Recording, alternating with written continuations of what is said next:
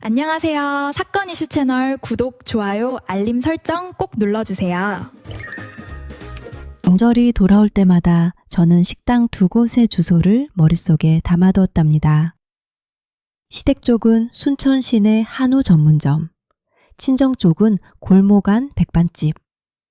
남편이 직접 예약하고 남편이 직접 메뉴를 골랐죠. 28년 동안 단 한 번도 바뀐 적이 없더군요. 올해 56이거든요. 순천 도심 골목에서 작은 미용실을 20년째 운영하고 있답니다. 하루가 시작되면 가장 먼저 거울 앞에 서서 앞치마끈을 묶는 것, 그게 제 아침이었죠. 추석 연휴 사흘 전이었어요. 단골 손님 하나가 파마를 하러 오셨는데 명절 준비 얘기를 꺼내시더군요. 시댁 식구들이랑 한우 먹으러 간다고.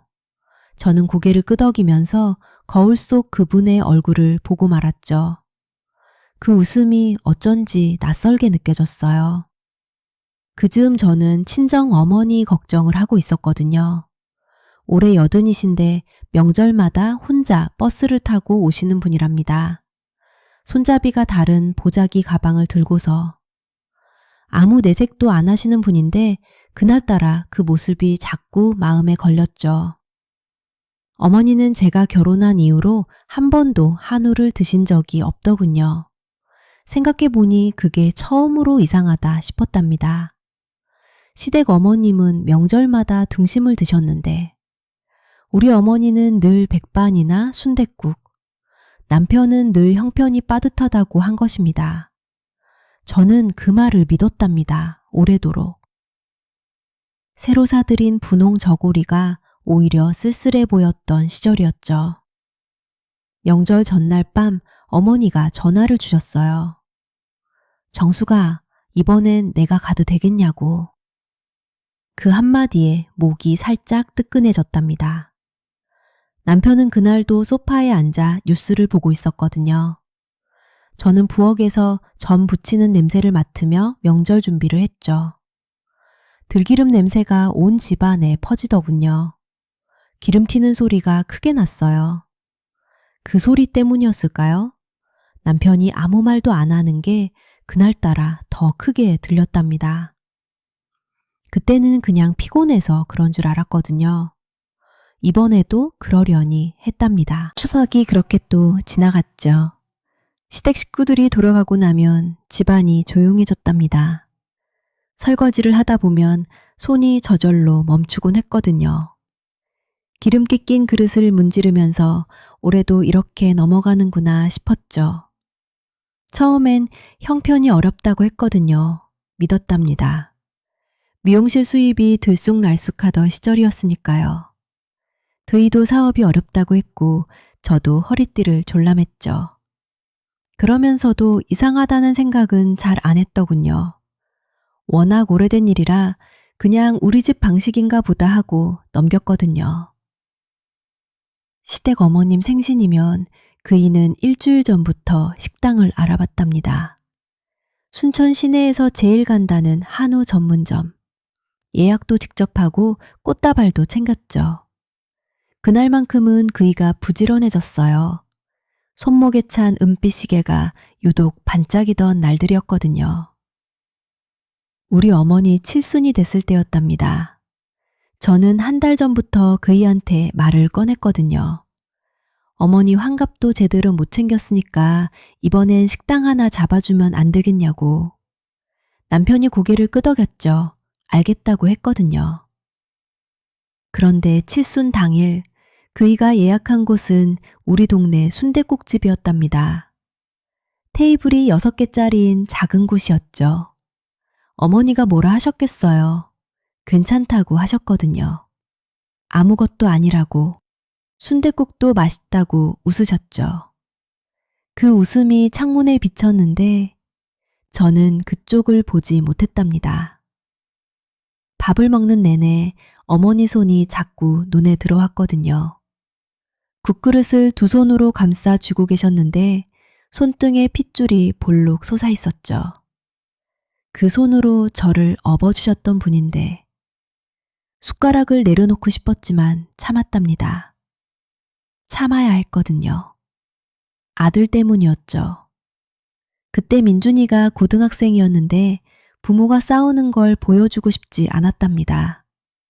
시어머님 눈치도 보았답니다.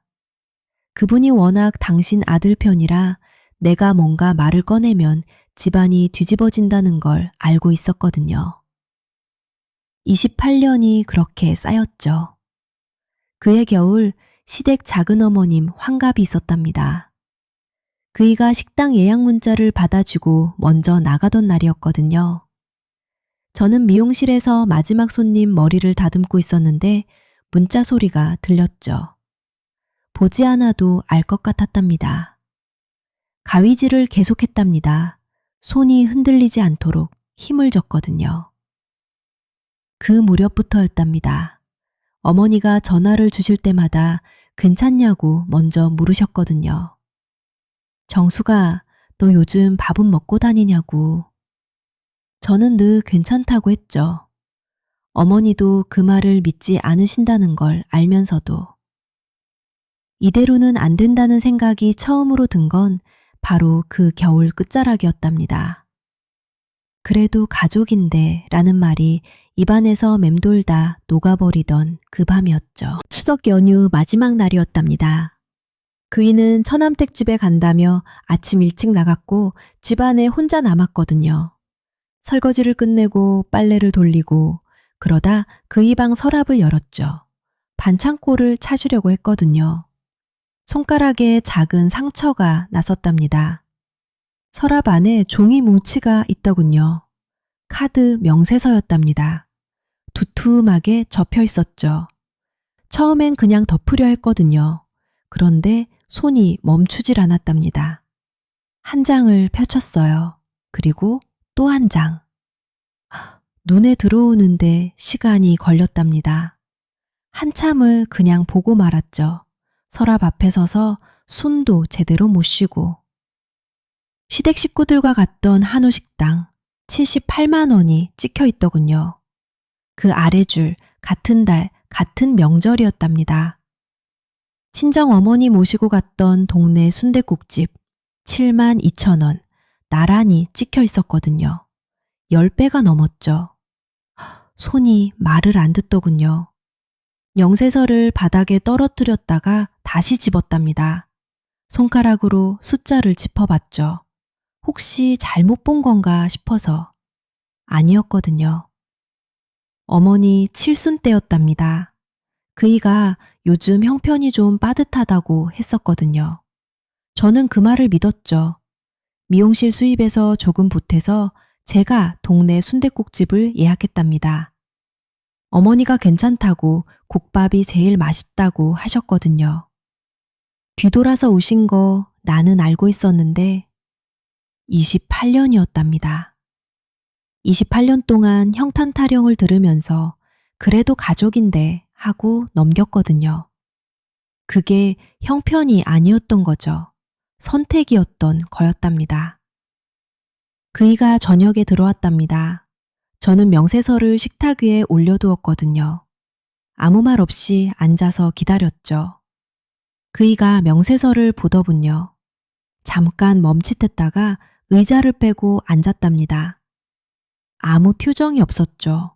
그게 더 이상했거든요. 조용히 물었답니다. 이 두 줄 같은 명절인데 왜 이렇게 다른 거예요? 그이가 고개를 들지 않았답니다. 잠시 있다가 한마디 했죠. 친정 식구들이 뭘 알아. 백반이면 충분하지. 충분하지. 그 말이 귀에 박혔답니다. 우리 어머니가, 뒤돌아오시던 그 어머니가 충분하다고. 더 묻지 않았거든요. 그이는 리모컨을 집어들었답니다. TV를 켰죠.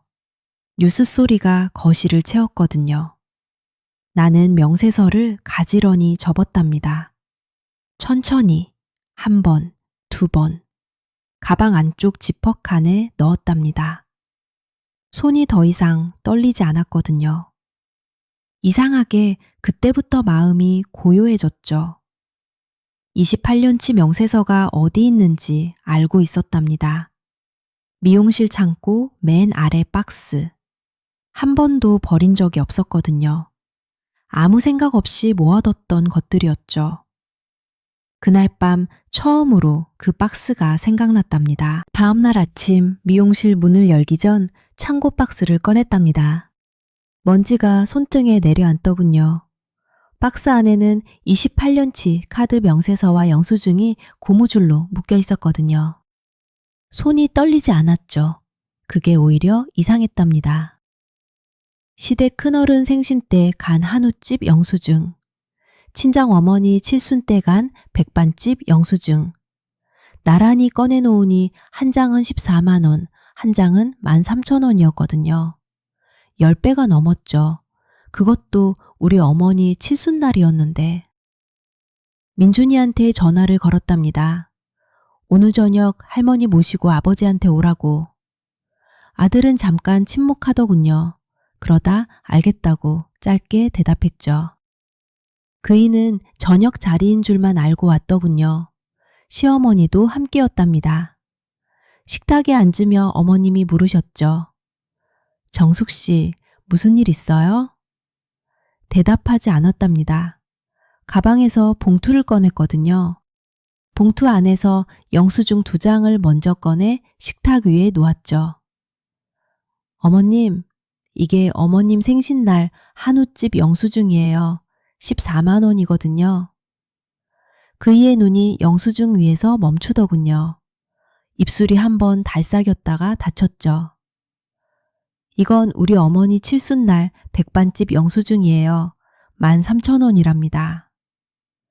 식탁이 조용해졌답니다. 시어머니가 안경을 굳혀 쓰더군요. 그이는 양손을 무릎 위에 올리고 시선을 내리깔았죠. 그건 그때 형편이 좀 달라서. 28년 동안 형편이 달랐군요. 명세서를 다 가져왔거든요. 카드 명세서 묶음을 꺼내 아들 앞에 펼쳤답니다. 민준이가 손으로 한 장 한 장 넘기더군요. 눈썹이 점점 좁혀졌죠. 아버지, 이게 전부 다예요? 야, 그게 뭐 대단한 거라고. 시댁 어른들이 연세가 있으시니까. 외할머니도 연세가 있으시잖아요. 칠순이셨는데. 그이가 입을 다물었답니다. 시어머니가 아들을 오래 바라보더군요. 그러다 낮게 말씀하셨죠. 상우야, 네가 잘못했다. 당한 공기가 당아지더군요. 그이의 얼굴이 천천히 굳었답니다. 손이 무릎 위에서 꼼지락거리다가 멈췄죠. 어머니까지 왜 이러세요? 집안일을 이렇게 꺼내서. 류상호 씨, 이건 집안일이 아니에요. 28년이에요. 그이가 처음으로 나를 똑바로 봤답니다. 눈 안에 당혹이 가득했죠. 뭔가 말하려고 입을 열었다가 우리 어머니가 조용히 앉아 계신 걸 보더니 그대로 다물었거든요. 봉투를 도로 챙겼답니다. 자리에서 일어섰죠. 민준이가 엄마 하고 불렀지만 그냥 걸어 나왔거든요. 식당 문을 밀고 나오니 저녁바람이 불더군요. 차가웠답니다. 가방끈을 굳혀쥐고 걸었죠. 우리 어머니 손이 내 손을 꼭 잡았거든요. 아무 말도 없이. 그 손이 참 따뜻했답니다. 2달이 지났답니다. 낙엽이 지고 아침 공기가 제법 차가워졌죠. 요즘은 미용실 문을 혼자 열거든요. 예전엔 그이가 차로 태워다 줄 때도 있었는데 이제는 혼자 걸어서 가요. 골목 어기 은행나무 잎이 노랗게 물들었더군요. 걸으면서 그걸 봤답니다. 처음으로 제대로 본 것 같았죠. 지난 주말엔 우리 어머니랑 둘이 밥을 먹었거든요. 어머니가 좋아하시는 갈치조림은 해드렸답니다. 작은 식탁 앞에 마주 앉아서 어머니가 생선 가시를 발라 제 밥 위에 올려주시더군요. 여든이 다 된 손이 아직도 그렇게 꼼꼼하시더라고요. 그날 식당에서 있었던 일은 이제 딱 한 줄로만 기억해요. 카드 명세서 2장. 그게 다였죠. 그이는 요즘 먼저 말을 걸어오더군요. 밥 먹었냐, 춥지 않냐, 짧은 말들이에요. 대답은 하거든요. 하지만 예전처럼 그냥 넘어가지는 않아요. 밥은 먹었다, 춥다, 그렇게만 답하죠. 그게 지금 제가 할 수 있는 전부랍니다. 미용실에 단골 손님이 오셨어요. 명절 때 한우 먹었냐고 물으시더군요. 그냥 웃었답니다. 예전엔 그 질문이 좀 아팠거든요. 이번엔 아프지 않았죠. 어머니 손이 아직도 생각나요. 식당 문을 나서던 그 저녁, 아무 말도 없이 내 손을 잡아주시던, 갈치조림 냄새가 좁은 부엌 가득 퍼지던 주말 아침.